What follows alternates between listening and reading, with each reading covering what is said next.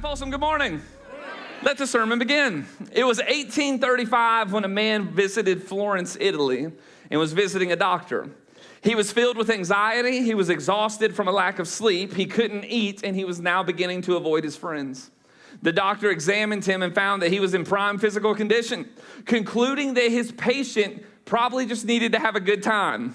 The physician looked at him and told him about a circus that was in town that had a star performer, which was a comedian named Grimaldi. Night after night in the city of Florence, he had people rolling into the aisles laughing. You must go and see him, the doctor advised. Grimaldi is the world's funniest comedian. He will have you laughing to the point it cures your sadness. No, replied the disparaging man. He can't help me. I am Grimaldi.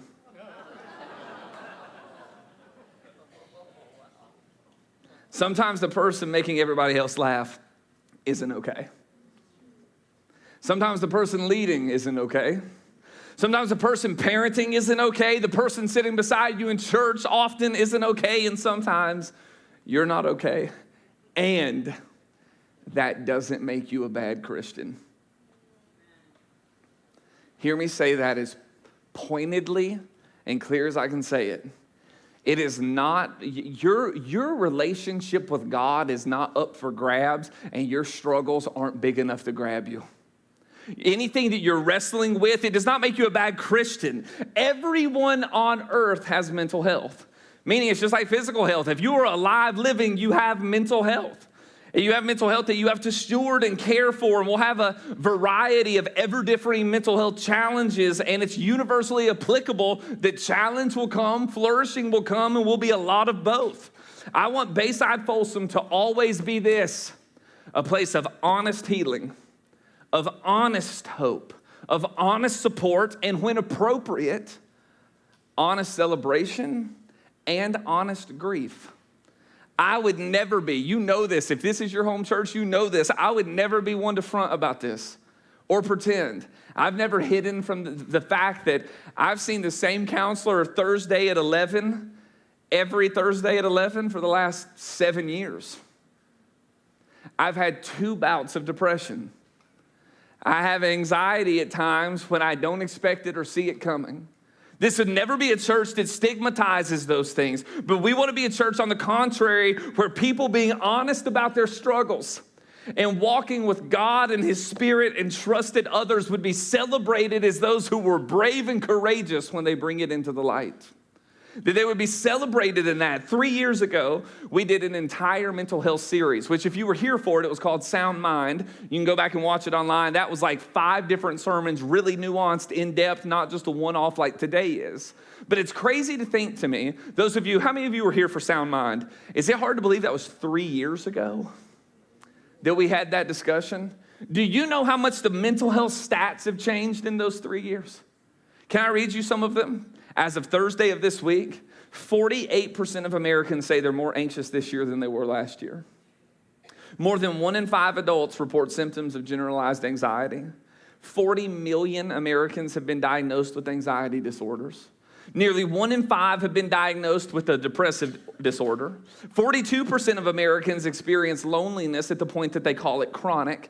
Ready for this? 60% of college students met criteria for a mental health condition last year. 84% of Gen Z reports being burnt out. Nearly 1 in 4 American adults experienced what is globally termed a mental illness last year, and nearly 49,000 Americans died last year at their own hand. So when the stats are that loud, church, silence is not the answer. In the faith community, silence is not an answer for this. Most of us are beautiful, complex mixes of flourishing and struggling all at the same time, all the time. Me included. And when someone touches that area of my life that's sensitive, I want them to lean in with care, and that will be our aim today. I will not shame you. God will not shame you. Today will be a conversation of honest hope in the midst of a broken world. Silence cannot be the church's answer, and it won't be our church's answer. Now, let me give you an important disclaimer before I move a step further. I am not a psychologist. I am a pastor. I married a psychologist. which means that my dysfunction gets called out for free.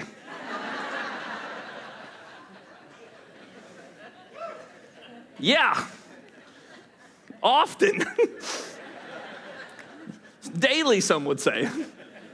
But I'm not a psychologist. And out of respect for that world and my PhD wife and everybody that's spent so long learning and studying, I want to be honest that the Bible's not a psychology textbook. So I'm not going to stand up here and pretend that every mental health struggle you have has the same cause nor the same solution. Because part of what makes mental health so complicated is that we are complicated. And our experiences are complex. What the Bible is, however, is a guidebook for how we walk with God in our struggles. You are a whole person, friend. You have a body, a mind, you have emotions, you have relationships, you have a soul. And all of those things interact with each other. Your biology can affect your mental health. Your genetics can. I actually always feel the need to pause when I talk about genetics, because genetics are the far clearest thing that made you when it comes to like our scientific makeup, and you had no choice in it at all. You had no choice in your genetic predispositions. Some of you are fighting chemistry battles in your mind that you were predisposed to in a fallen world where you had no choice in it. Two people came together on a rainy night and made you, and they gave you the genetics without any consent on your end. That there's an honest okay, we're all in this together. And some choices we have, and those choices are important, and other things that affect us, we didn't even have a choice in. Your relationships can affect your mental health. Trauma, and you know my view on this, that all of us have trauma east of Eden. Loss affects our mental health. Our thought patterns affect our mental health. Your physical health can affect your mental health. Your relationship with God, obviously, can affect your mental health. And I actually mean that in both directions. In the greatest way of walking and abiding with Christ, being sensitive to his Spirit as he is moving among us in the world, ought to aid us in our mental health, at least in the fact that we know that he's with us, of course. Healing, I've seen it. Other times, that thorn in the flesh, and you're walking with God amidst struggle that lasts your whole life, seen it. But the beauty, I've said this every Christmas, the greatest gift in this life is that God is with you. There's not one other thing you can guarantee for the whole ride home, other than the fact that God is with you. But when I say both directions, some of you were raised in religious systems and churches that did actually make your struggles faith struggles. And it made it feel like walking with God in the midst of your wrestling was somehow related directly to your disobedience, that somehow you had failed in that. So I want to make this very clear. Chemistry is not your character. If you are wrestling on a chemical battle, some of you wake up every day and the chemical levels in your brain are something that you are wrestling with. That does not make you a bad person or a worse Christian. Your struggle is not automatically evidence of spiritual failure. If you have anxiety in this room, which again is my belief that it's 100% of us, that does not mean you don't trust Jesus. Friends, hear me, your depression does not mean you don't have faith. Your trauma doesn't mean that it's just something you need to get over and put a Band-Aid on. Grief is not a character flaw, friends. Needing help doesn't mean something's wrong with you spiritually. As you're walking with God, he gave us others to walk with us. Do you remember that moment in John 9 where they literally say, as he went along, he saw a man born blind from birth, and his disciples asked him, Rabbi, who sinned? Is it this man or his parents that he was born blind? Do you hear the human assumption in that we got to blame somebody for the struggles? That if he's born blind, so whose fault was it? Whose faith wasn't big enough to get him healed? Whose fault, whose sin led him into this moment? Who messed up? And Jesus responds beautifully, like he puts it to bed. Here's his words. Neither this man nor his parents sinned. You live in a broken world, friends. Be very careful about reducing complicated human suffering to simple, oversimplified spiritual explanations. You don't get to draw straight lines in a world where you can't see the whole story. Now, does following Jesus impact our mental health positively? Of course. Does prayer matter? Of course. Does the scripture matter? Yes. Does your community matter? Yes. But can God also be using the work of your therapist? You better believe it. And your counselor, yes. And your doctor, yes. And your medication, yes. And your sleep. Do you know that in sleep, your brain heals? My first, second depressive episode was largely based on sleeplessness. It was when Cal was 6 months old. I was pastoring here at Bayside Folsom and went through an 8-week period that was a full-on depressive episode, and a lot of it was sleeplessness and a lack of exercise. And how many of you know that healthy relationships aid you and rest aids you in your mental health? But here's what I don't want to do. I don't want to spend the last 25 minutes we have together talking about why mental health matters. I assume you know mental health matters. That you're to love God with your whole self. Mind, heart, spirit, soul, everything, strength, with all of you, including your mind, including your mental health. So I don't want to spend time trying to convince us that it matters. I think we all know that it matters. I want to get really practical. We have one sermon. I want to get really practical, something you can remember, something you and I can actually do. And I want to build the rest of our time around one verse from an old hothead that used to be a gunslinger. You remember Peter? Walk on water, fall into the ocean, Peter. Cut a cat's ear off in the garden, Peter. Always putting his foot in his mouth, Peter. Jesus, I will not walk away from you no matter what happens. Dog, by the time the rooster crows, it's going to happen 3 times. And by the time he's older and his walk with God has been filled with the Spirit and leads into his way, you know what older Peter says in 1 Peter chapter 5, verse 7? Simply this: cast all your anxiety on him because he cares for you. Cast all your anxiety on him because he cares for you. On a Bible study level, I would underline and highlight cast and cares. Let me tell you why. Cast, that word in the Greek, gives us a picture of someone hurling something onto something else that can hold its weight. The same word is used when Jesus rides the donkey in the Hosanna moment in the Gospels, that you're literally taking what is on you and hurling it onto something else so that it can carry it with you so you're not stuck carrying it alone. That's what casting anxiety looks like, hurling it onto God in your relationship with him. But then because he cares about you, that word means to be concerned, to be thoughtful, to be interested, aware, or to notice, to give painful, meticulous attention to somebody else's pain. So do you understand? Peter, in his older age, has walked with God a long time, and the advice he has for believers is this: take what is heavy on your heart and put it into the hands of a God whose heart is already turned the direction of yours. And notice what he doesn't say. He does not say, if you are one of the weak ones that feels anxiety, cast it onto him because he cares for you. Do you hear the verse and the underlying assumption that there is going to be anxiety you need to cast on God? Not if you're weak, not if you're not a good enough Christian, not if you're not all of these things. In general, believers in that day and ours, cast your anxiety. You're going to have them onto him, for he cares for you. I'm going to do what pastors have done for millennia and take cast and make it a very practical acronym this morning, as our aim is to reset in this season and walk with God, even in our mental health, in new ways. C in the word cast is this: we have to be able to call it what it is. This is a big struggle for me and has historically been a major issue for me. There's a lot of this sermon that will sound confessional because, again, I am not removed from this topic in any way, shape, or form. Calling it what it is has been difficult for me. I was the guy, how many of you, oh, you don't have to raise your hand. Sorry, I almost called you out and it's way too vulnerable. I was the guy who, when somebody would ask, are you stressed? I would respond, I don't really get stressed. Well, Brannon, you seem a little anxious. No, I wouldn't say anxious. I would say busy. And then I would lean back like this and my entire sternum would crack for the weight that was clenched in my chest. But I couldn't name it. I feel so beautifully convicted and humbled that my 2-year-old son can name his emotions better than 25-year-old me could. And I'm not being funny. It's sincere. Casey and I have been reading him books so he can label his emotions and pray through his emotions. And we're talking about these things and these tools for his life. And it's interesting, yesterday, Callum had a horrible day. And it made our day really hard. Parents, you know what I'm talking about. We're in the tantrum season of the twos. where he's like, can I sit right here? And then I'll sit him 1 inch beside, and he will completely melt and flail. He probably had 5 of those yesterday. He slept terrible the night before. He only got 4 hours of sleep, and he was just groggy, and poor buddy's little sensory system was overloaded.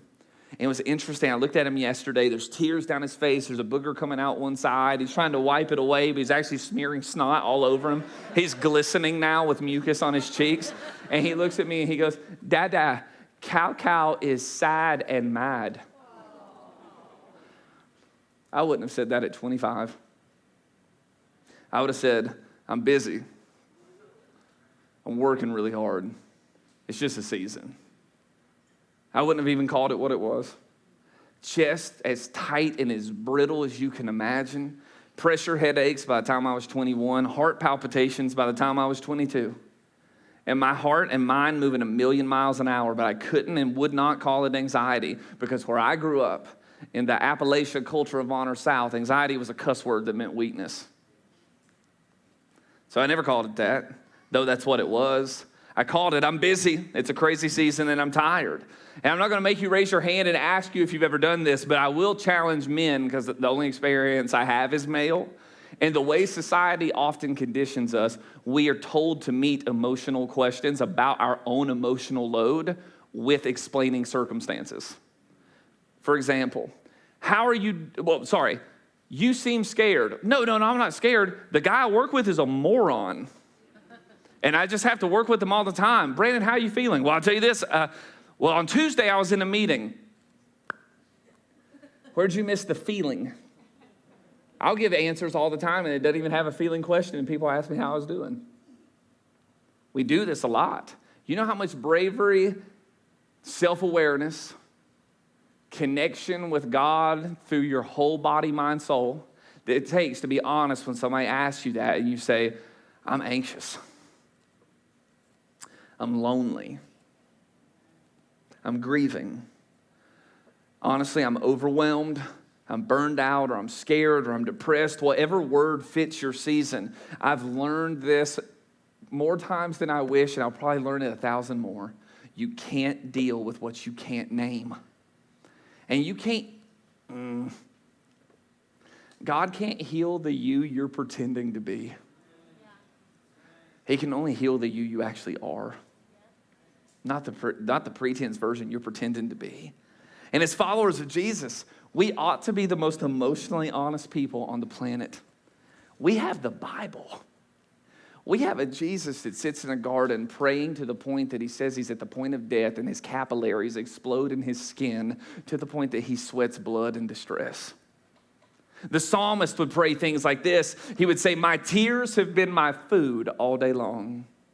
The psalmist would write later, my soul, why are you downcast? Why are you disturbed in me? And I love that because he doesn't ignore his soul.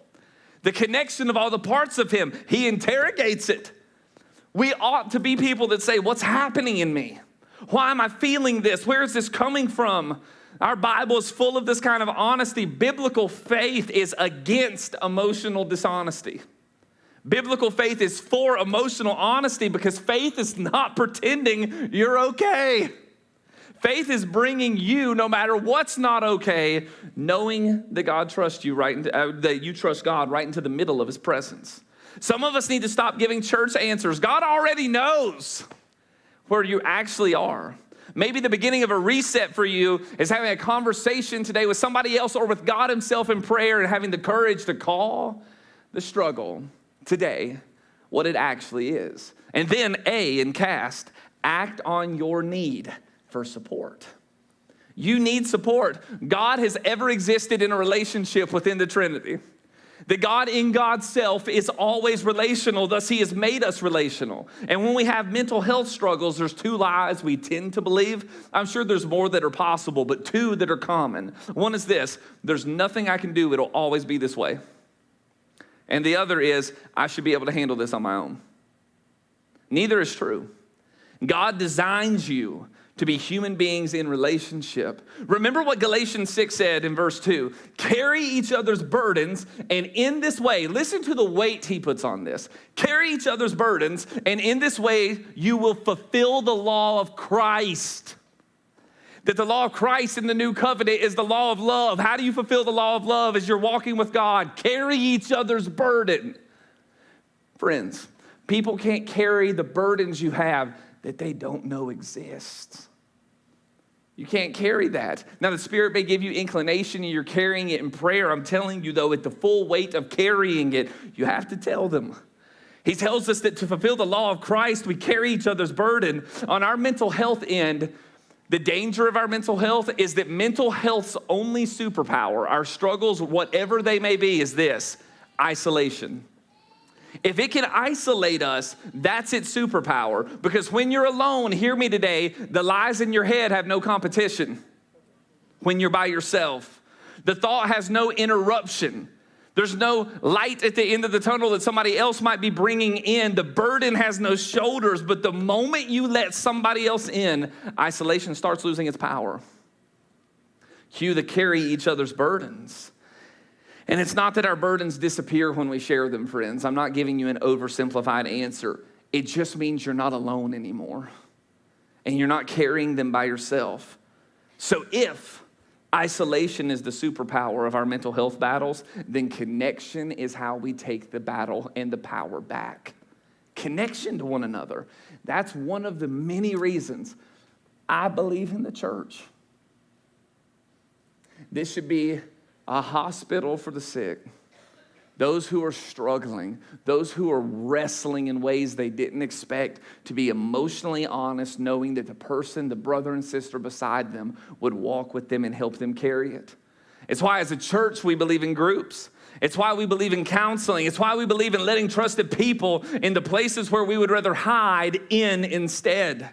And it's why this morning I would be remiss if I didn't tell you right now the 3 things we are doing as a church to combat this and come alongside you and me in this is counseling. The office space we just leased, praise God, no next money involved in that.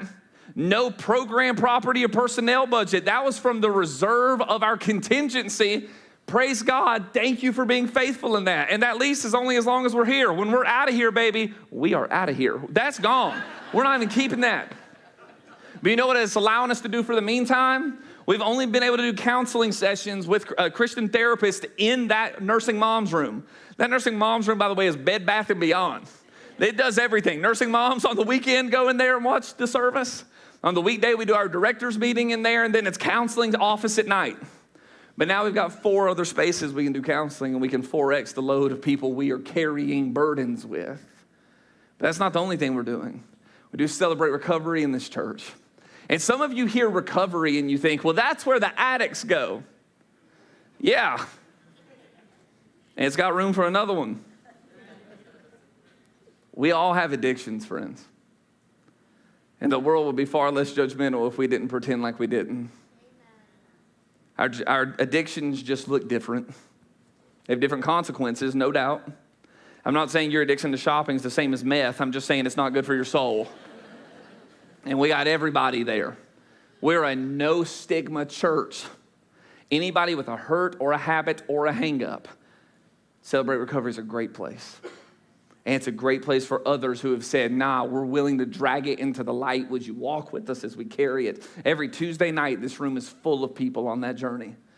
Today, there's also Trauma Reboot out on the parking lot, like right outside on the sidewalk. Trauma Reboot that we do at Bayside Folsom, I don't know if you know this, that's an organization that's all over the world. The Trauma Reboot expression at Bayside Folsom is the largest trauma reboot in the world.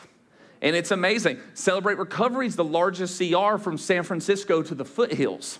So you're saying, Brannon, are you saying that Bayside Folsom is just full of traumatized addicts? Yes. That's what I'm saying. That have met the love of God in Christ Jesus and walk in His Spirit and with one another. Yeah, that's what I'm saying. Trauma Reboot is for anybody who's experienced trauma and is still carrying the impact of the things that have happened, and that people would be with you there, leading you in the ways of Jesus into greater depths of His freedom. These are not ministries for those people. Those are ministries for us, for you and me, as we walk together in this. My question for you today is, who knows? Brothers, sisters, who knows Who knows beyond your Instagram, TikTok, how are you doing, I'm blessed, fecal matter veneer thing? Who knows what keeps you up at night and what you're afraid of and the things that you're carrying? Who in your life knows the things that you're fighting? Because often the first miracle in the journey isn't that the burden immediately disappears. It's that the grace of God in that moment looks like somebody coming alongside you that can walk with you in it. God himself and trusted others. The S in cast is simply this: seek truth and steward yourself. Steward you. Do you remember the two verses I want to bring back to your mind today? Romans 12 and 2 Corinthians 10. Do not conform to the pattern of this world, but be transformed by the renewing of your mind. Long before neuroscience found neuroplasticity, the Bible already knew this. God already knew there are new pathways you can form in your mind. You can be renewed there. And we take captive every thought to make it obedient to Christ. Take this image with you. Your mind is a garden. Your mind is a garden. You don't get to control every seed that lands there. There's another tree that might drop an acorn in your garden. You don't know what bugs are going to show up. You cannot control everything that's in your garden. Fear may show up there. Memories you're trying to forget may show up. Insecurities, anxiety, catastrophic scenario reeling in your head. The thought that knocks on your door that you wish wouldn't have come back. But while you don't have a say in everything that shows up in your garden, you do get some say in what you continually water and what you continually weed. You get some say in what you give life to. Let me ask you this. What thoughts are you rehearsing out of your anxiety and pain? What fear gets another lap around your mind every night? What voices have unlimited access to you? What are you consuming? Some of you hear me on this. Like, again, gentle compassion. You know my heart is only ever to preach at me. In a sermon like this is all Brannon, do it, Brannon, do it. Get the plank out of your own eye, Brannon, do it. But some of your mental health struggles have a lot to do with how you consume social media. You have to be discerning of what you intake and what you water, because the algorithm is pimping you. It's playing to your outrage and your hate and your fear and your concern. And it knows it. I'm not saying it's bad. It's a tool. Use it for the gospel. All of that, of course. However, be mindful what you water. How are you talking to yourself? What are you believing about you? Do you remember Philippians 4 where Paul wrote, whatever is true, whatever is noble, whatever is right, whatever is pure, whatever is lovely and admirable, think about these things. And if I was doing a litmus test for myself on how often is my thought life true, noble, right, pure, lovely, admirable, I'd say maybe 60%. The 40% is where God wants to do more renewing in us. Let me give you an acronym that Casey gave me years ago on how we take our thoughts captive, how we think. The T is this: is that thought true? Asking that is the first barrier. Is it true? Is the thing that keeps popping up in my mind true? H, is it helpful? Is it helpful? I, is it insightful? Is it actually adding to me? Is it adding to my knowledge tank? Is it adding to me growing and getting healthier and changing? N, is it necessary? And K, is it kind? That this can be a litmus for us to say, am I taking this thought captive? Am I putting it under the loving lordship of Jesus? Am I going to water it or weed it out? Is it true, helpful, insightful, necessary? And is it kind? Steward yourself, friends. Some of you just need to hear the question, how are you sleeping? How are you eating? Are you moving your body? How's your rest? Do you ever stop? And even as I read these, I'm like, I was up till 1 a.m. last night. I am not perfect at this either. Are you connected to people that love you? Do you have things that bring you joy? Are you taking your medication as it's prescribed? Are you going to your appointments? Are you getting the help that you need? Some of my greatest mental health battles have at times, not all of them, but some of them have rooted down to the question, am I taking care of myself? Aiden, The worship leader up here that looks like Justin Bieber and kind of sings like him too. Aiden's been married over a year and has a little baby at home. Married, baby, working, doing all of life in warp speed. And I told him not too many months ago, I'm like, listen, big brother advice, take care of you. Take care of you. Taking care of you is how you take care of them. I think sometimes wives, husbands, roommates, college kids, students, sometimes we think self-care is selfish. And the truth is, if you're not taking care of you, you're not taking care of them well anyways. You're not walking alongside of them well anyways. You need the moments where you are refilling, where you are doing things that are good for your soul, where you are taking time with God. There are things in our mental health that are outside our control, but there are also things we can steward and thoughts we can take captive and put them under the loving lordship of Jesus as we live. And the T in cast, trust a caring God. Trust a caring God. Cast all your anxiety on him. Why? Because he cares for you. I need to point out again what Peter doesn't say. He doesn't say, cast all your anxiety on him and he'll explain everything. He doesn't say, cast all your anxiety in him and it'll get immediately better. I've seen that story. I've seen a story where a healing happened in a disorder and it was a beautiful thing. And yet for most of us, there is a lifelong journeying in this where there's healing that's happening in progression. Cast it on him and you, if you really trust Jesus, you'll never struggle again. These are the things he doesn't say. He says you can do the casting because he cares. That the greatest gift in this life is that he's with you. And even if others abandoned you along the way, he won't. And maybe that's difficult for you to believe today because something happens when our lives get dark. When our moments get dark. When the darkness comes in, we tend to think that God is further away, but that is not the message of the gospel. That's not the message of Jesus. At the center of our faith is God standing, not at a distance, shouting Christian advice. The center of our story is that Emmanuel is God with us. That he takes on skin, that Jesus knows every human emotion. The author of Hebrews would go as far to say, you don't have a high priest that can't sympathize with your pain or your weakness or your temptation. That he was tempted in every way that we are, just without sin. But Jesus knows what tears taste like. Jesus wept and grieved. Jesus experienced betrayal. Jesus experienced loneliness and experienced anguish.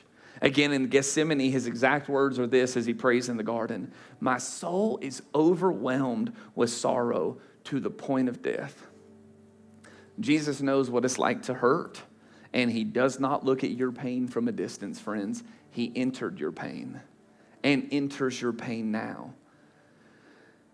Here we go. And I know that theologically. I've preached it. I've taught it. I've told other people it's true. But last year, in a moment I never expected I would ever share, I needed it once again to be true for me. I was standing on this stage, something I've done hundreds of times, preaching the gospel. I'm grateful for the opportunity that God would trust me and that you would trust me in that.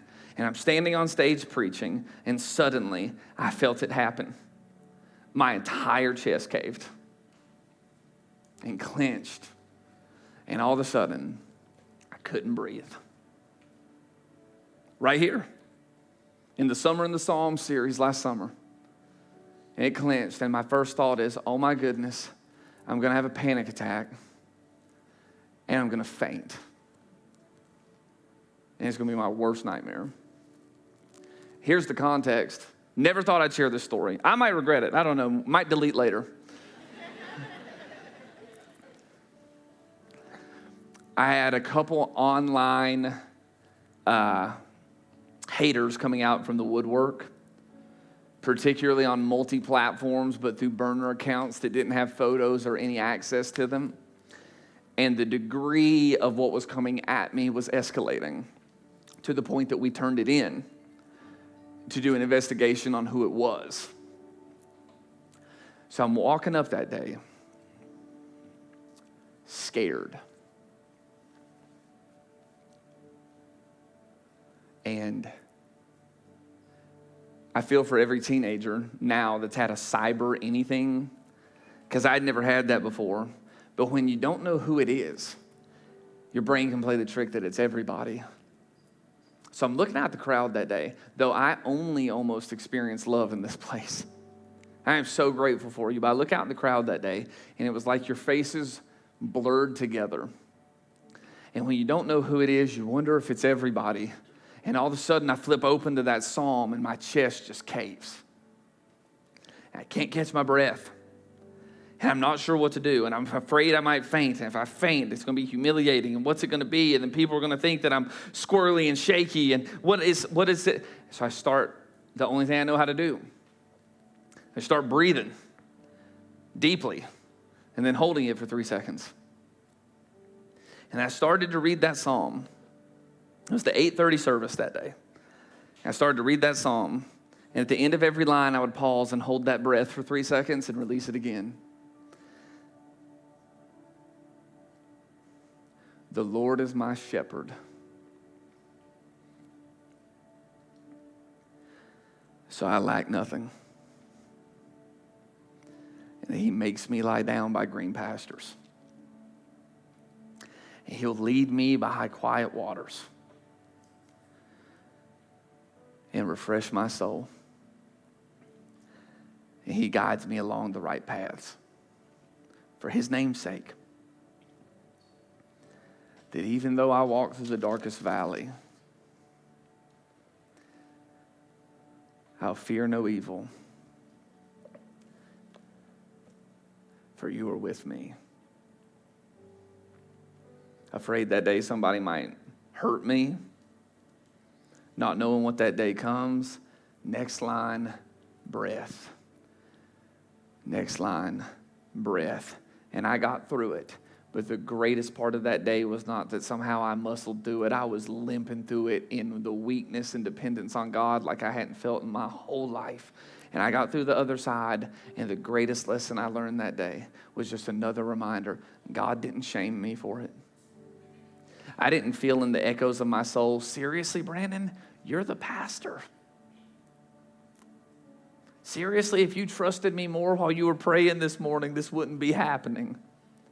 He met me right where I was, in my body, in my fear, in my vulnerability, in what was building to be panic, and in my breath. And he stayed. And he stayed. I was at dinner last night with friends on Callum's 5th meltdown of the day.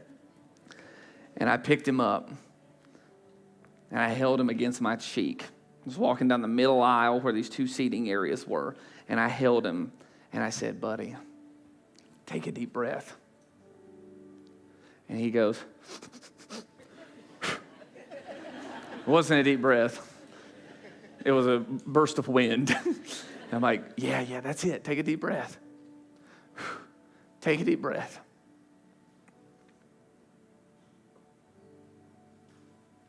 And the reason I even shared that story today is because last night I was reminded that's what God did for me on this stage last summer. Take a deep breath, son. Because sometimes faith looks like breathing and reading the next line, and breathing and calling a friend, and breathing and making the appointment, and breathing and going to sleep, and breathing and going back at it tomorrow, and breathing and praying what you know to pray, and breathing and taking the next step again and again and again, because you can take your anxiety and you can cast it on him because he cares. That you can call it what it is. You can act on your need for support. You can seek truth and steward yourself, and you can trust a caring God, because for most of us, a reset today won't mean all your symptoms disappear. It doesn't mean you won't feel anxious again. It won't mean that you need to quit therapy or that your grief's suddenly going to stop hurting. It just means you can name it now. And you can let somebody in and care for yourself, seek the truth again and again, and give Jesus the weight and hurl it on him. You got the communion elements when you walked in today. And if you didn't, I got guys and gals in the back that'll give them to you. Can you raise your hand if you don't have them? And we're going to get them to you.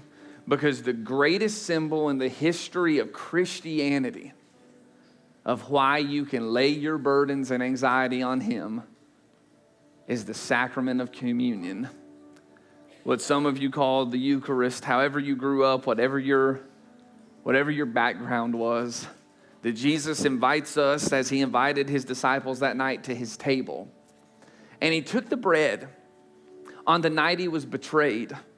I've had several mental health struggles surrounding betrayal. And I'm going to do it. Anybody else?